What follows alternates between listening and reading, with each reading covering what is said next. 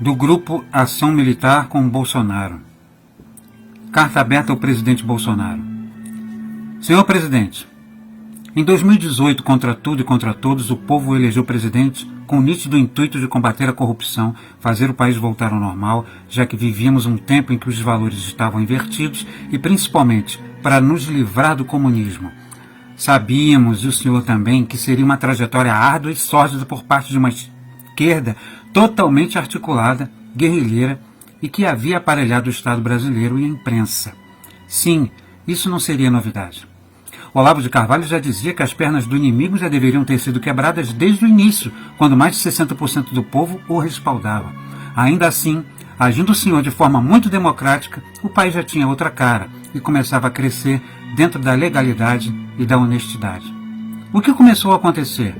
O Congresso começou a boicotar suas iniciativas de campanha e o STF contribuía. A coisa chegou a um ponto de um ministro do STF interferir na nomeação do diretor da Polícia Federal.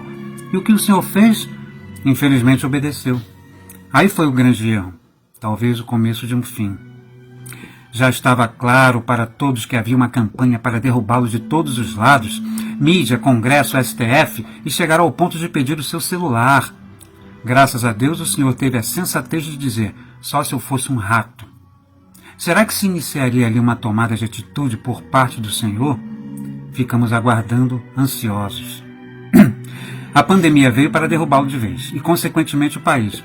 E o que se viu e ainda vemos foi uma grande orquestração macabra e inescrupulosa de todo o aparato aparelhado brasileiro para acabar com o presidente Bolsonaro, ainda que custassem muitas vidas. Por algumas vezes o senhor ameaçou reagir, mas até agora nada. Seu povo hoje vive sim, como ratos amedrontados, desarmados, presos, humilhados e acuados diante de uma inércia federal. Aí vem a pergunta, por que não há reação?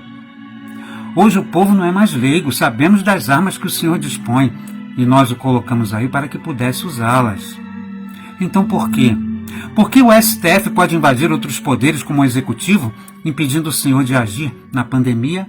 Ou como o Legislativo, mandando prender um deputado por crime de opinião, numa tentativa óbvia de ingestão com o intuito claro de destruir o direito constitucional de outro poder? Por que governadores podem fazer acordo com outros países se isso é prerrogativa do Poder Executivo Federal? Por que podem decretar estado de sítio? Por que podem acabar com a liberdade individual do cidadão? Por que infringir o direito de ir e vir? Por que temos que apanhar e sermos humilhados sem trabalho ou emprego apenas porque um prefeito decide querer? Porque o STF pode atentar contra o próprio poder judiciário, anulando anos de sentenças só para soltar um chefe de quadrilha, infringindo e atentando contra os direitos constitucionais de um outro poder novamente.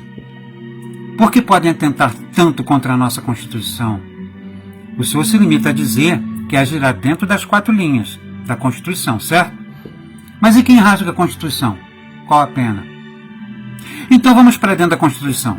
Lá existe o artigo 142, existe o crime de segurança nacional, existe o estado de sítio, estado de defesa, o artigo 1º e outros instrumentos quase ou nunca usados.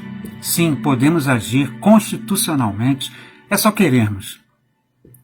Algumas declarações nos animam, como a do general Braga Neto, que ao citar o artigo 142 o leu e ainda acrescentou que uma das obrigações das Forças Armadas era garantir a liberdade e a democracia, e que não há democracia sem a liberdade do seu povo. Então, o que falta? O ministro da Justiça e Segurança Pública não disse que as Forças Nacionais garantirão a liberdade do povo e seu direito de ir e vir? Então, o que falta? Ministros do STF já cometeram crimes demais contra a Constituição, contra a democracia e nossa liberdade. Todos sabem disso, é quase unânime. E devem ser punidos já. Já até tentaram matar o senhor e ainda não sabemos quem foi o mandante. Como pode isso? Agir democraticamente dentro das regras da Constituição não significa passividade e ter que acatar toda e qualquer atrocidade e nada fazer. Pelo contrário, cabe a um chefe de Estado e suas forças armadas agirem em defesa de.